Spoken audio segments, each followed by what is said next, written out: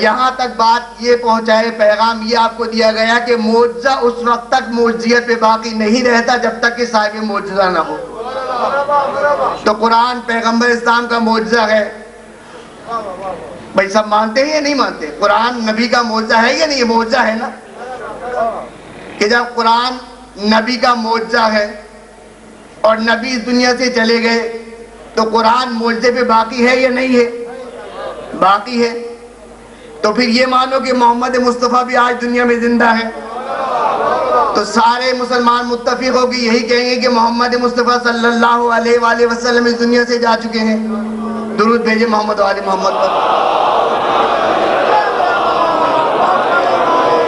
جب تاریخ انبیاء یہ بتا رہی ہے کہ جب صاحب معجزہ چلا جائے تو معجزہ اپنے معجزے پہ باقی نہیں رہتا، تو آج قرآن اگر اپنے معجزے پہ باقی ہے تو یا یہ مانو کہ محمد مصطفیٰ ہیں کہ جو سارے مسلمان کہیں گے جا چکے ہیں۔ جب محمد مصطفیٰ نہیں ہے تو یہ مانو کہ کوئی ایسا ہے کہ جو محمد مصطفیٰ جیسا ہے جس کی وجہ سے آج قرآن اپنے معجزے پہ باقی ہے۔ درود بھیجے محمد و آل محمد پر۔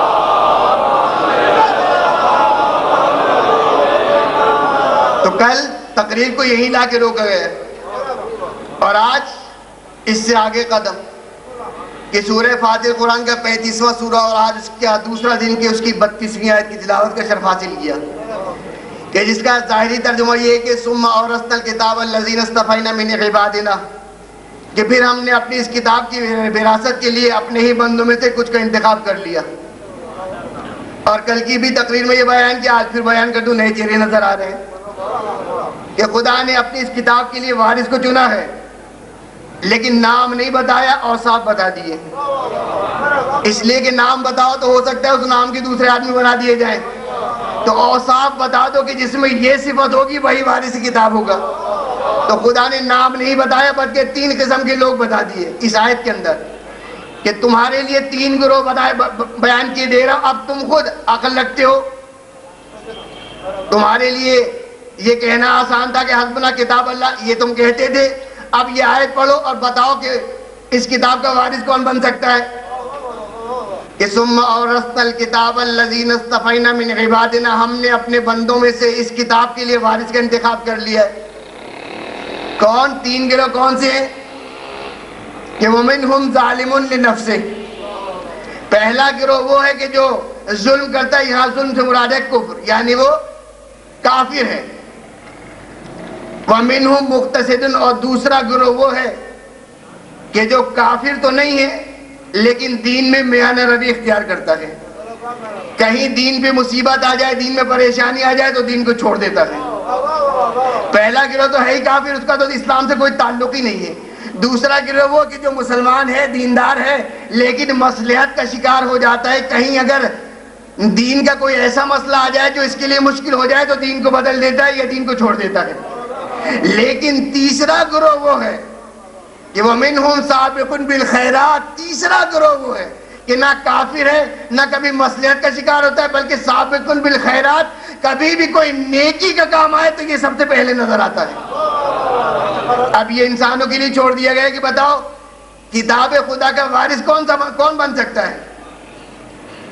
پڑھا لکھا مجموعہ بیٹھا ہے نا، یہی مجالس امام حسین کے تو یہی فائدہ ہے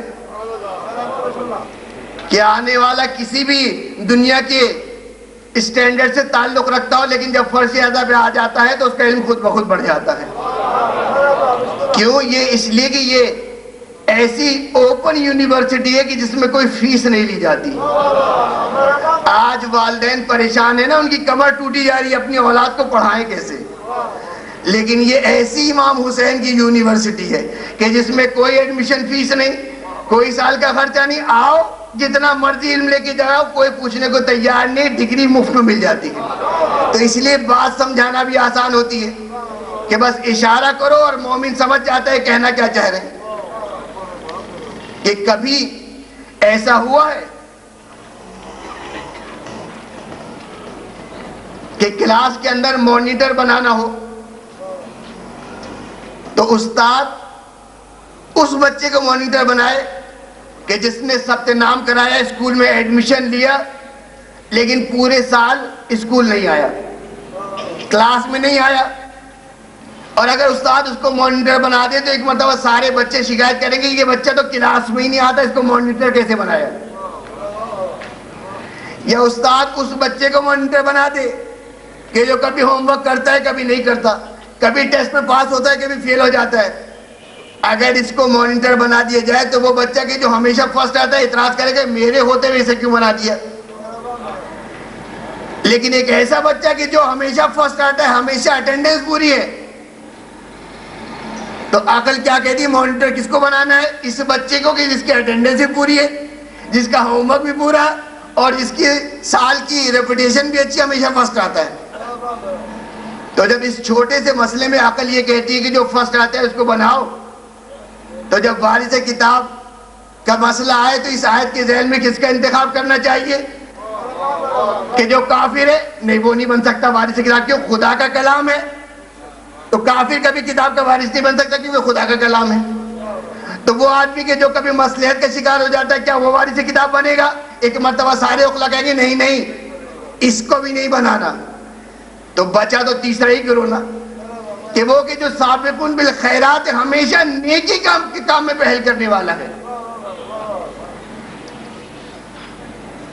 تو آیت کے ذہن میں کیا ثابت ہوا کہ وارث کتاب وہ ہے کہ جو سابقون بالخیرات ہو، ہر نیکی کے کام میں پہل کرنے والا ہو۔ تو اب کیسے پتا چلے کہ پہل کون کرنے والا ہے؟ بھائی رسول کے زمانے میں رسول کے بعد اتنے تھے، اب کیسے پتا چلے کہ کون ایسا ہے کہ جو واقعی کتاب کا وارث بن سکتا ہے؟ تو کیسے پہچانیں گے؟ تو کہا کہ ایک مرتبہ تاریخ اسلام پہ نظر کر لو کہ کتاب کا وارث بننے کا حق صرف اس کو ہے کہ جس نے قرآن کی تعلیم صرف اللہ کے رسول سے لی ہو۔ وارث کتاب بننے کا حق صرف اس کو ہے کہ جس کا دعویٰ یہ ہو کہ مجھ سے پوچھو کون سی آیت رات میں نازل ہوئی، کون سی آیت دوپہر میں نازل ہوئی، کون سی آیت مکے میں نازل ہوئی، کون سی آیت مدینے میں نازل ہوئی، کون سی آیت مومن کے بارے میں نازل ہوئی، کون سی آیت منافق کے بارے میں نازل ہوئی۔ وارث کتاب بننے کا حق صرف اس کو ہے کہ جس کا دعویٰ یہ ہو کہ لو شئت لو اوقرت 70 بعیرا من تفسیر فاتحۃ الکتاب، اگر میں چاہوں تو صرف سورہ حمد کی تفسیر میں 70 اونٹ لاٹ دوں۔ وارث کتاب اگر بننے کا حق ہے تو اس میں کہ جس میں قرآن کے سارے اوصاف پائے جائیں۔ جس طرح قرآن سے جب کوئی مسئلہ پوچھو تو کبھی یہ نہیں کہتا کہ مجھے نہیں معلوم، تو وارث کتاب بھی اسی کو بننا چاہیے کہ جو یہ کہے کہ سلونی سلونی قبل ان تفقدونی، اس سے پہلے کہ میں تمہارے درمیان سے چلا جاؤں جو کچھ پوچھنا ہے مجھ سے پوچھ لو۔ تو جتنے قرآن کے اوصاف ہیں وہی وارث کتاب میں بھی پائے جانا چاہیے۔ اگر قرآن کہے کہ خدا لعنت بھیجتا ہے جھوٹوں پر تو وارث کتاب میں کبھی جھوٹ کا عنصر نہ پایا جائے۔ اگر قرآن یہ کہے کہ شرک نہ کرو تو وارث کتاب ولادت سے شہادت تک کبھی شرک میں ڈوبا نظر نہ آئے، ایک لہجے کے لیے شرک میں نظر نہ آنا چاہیے۔ اور اگر قرآن کی صفت یہ ہے کہ وَلَا رَتْبٍ وَلَا يَابِسٍ إِلَّا فِي كِتَابٍ مُبِينٍ، کہ ہر خشک و تر اس کتاب کے اندر موجود ہے، تو وارث کتاب بھی ایسا ہونا چاہیے کہ جس کے بارے میں خود قرآن یہ کہہ دے کہ اِنَّا أَحْصَيْنَاهُ فِي إِمَامٍ مُبِينٍ، ہم نے اس امام کے اندر سب کچھ جمع کر دیا ہے۔ درود بھیجے محمد و آل محمد پر۔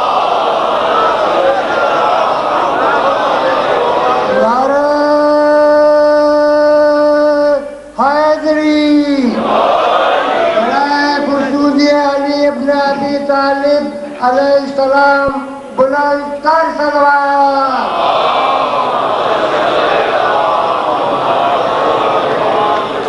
اور وارث کتاب بننے کا حق اس کو ہے کہ جس کی زندگی کو اگر اٹھا کے دیکھ لو تو قرآن چلتا ہوا نظر آئے۔ اگر قرآن کو خط کی صورت میں دیکھنا ہے تو دو گتوں کے درمیان دیکھ لو، اور اگر قرآن کو عملی پریکٹیکل لائف میں دیکھنا ہے تو اس کو اٹھا کے دیکھ لو، اس لیے کہ ایک لہجے کے لیے قرآن سے جدا نہیں ہونا چاہیے۔ اللہ کے رسول کو اس دنیا سے گئے 10-12 سال ہو گئے۔ مدینے میں ایک مرتبہ ایک کیس آیا، مجمع باشعور ہے، میں اختصار کے ساتھ بیان کروں گا کہ رسول کے انتقال کو 12-13 سال گزر گئے اور ایک مسئلہ پیش آیا کہ ایک آدمی، یہ واقعہ میں کس ضمن میں سنا رہا ہوں اس کو تو میں بتا ہی دوں پہلے کہ واقعہ اس ضمن میں ہے کہ ایک لہجے کے لیے وارث کتاب اور کتاب میں کوئی فرق نہیں ہونا چاہیے، یعنی وہ چاہے بولے تو قرآن، چاہے کوئی فعل کرے تو قرآن، دیکھے تو قرآن، مسکرائے تو قرآن، سوئے تو قرآن، جاگے تو قرآن، یعنی اس کی زندگی قرآن کا مجموعہ ہونا چاہیے۔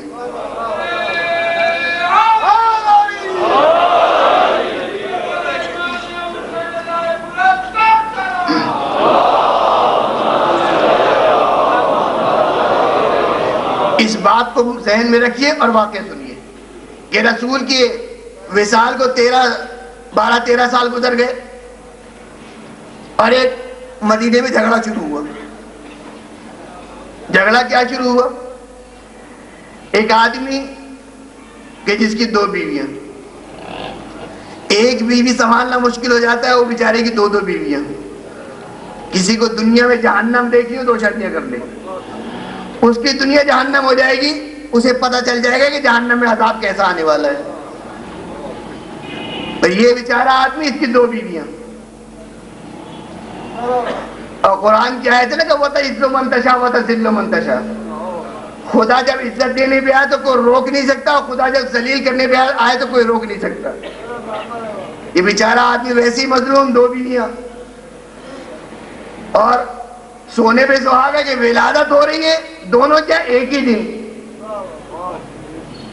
اگر 1 ہفتے کا فرق ہو جائے، 1 مہینے کا فرق ہو جائے، 1 سال کا فرق ہو جائے تو مسئلہ پھر بھی سنبھالنا آسان ہوتا ہے، لیکن ایک ہی وقت میں ایک ہی آدمی کیا 2 ولادتیں ہوں، اور ایک کیا بیٹی ہو جائے، ایک کیا بیٹا ہو جائے، تو یہ تو ہمیشہ کا دستور رہا ہے نا کہ بیٹی کی ولادت کو سبق سمجھا جاتا ہے، برا سمجھا جاتا ہے، جبکہ بیٹی کی ولادت اگر بری ہوتی تو خدا کبھی اپنے آخری نبی کو بیٹی نہ دیتا۔ یہ آخری نبی کی نسل بیٹی سے چلا کے اللہ نے ثابت کیا کہ بیٹی بہترین ہے، اور کسی نے پوچھا بھی 5ویں یا 6ٹھے امام سے کہ مولا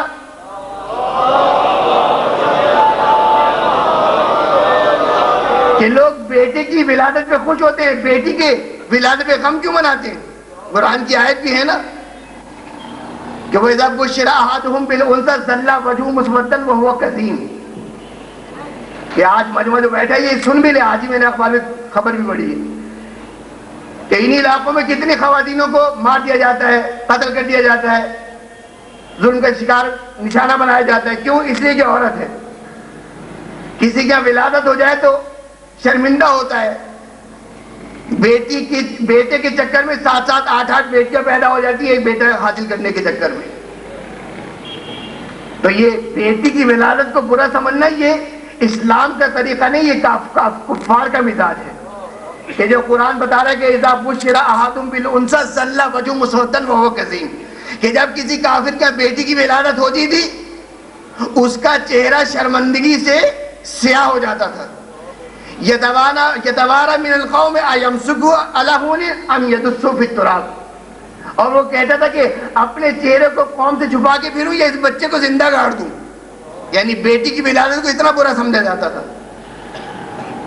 لیکن اللہ نے اس بیٹی کی عزت افزائی اس طرح سے کی کہ آخری نبی کی نسل چلی تو بیٹی سے چلی، کہ اب قیامت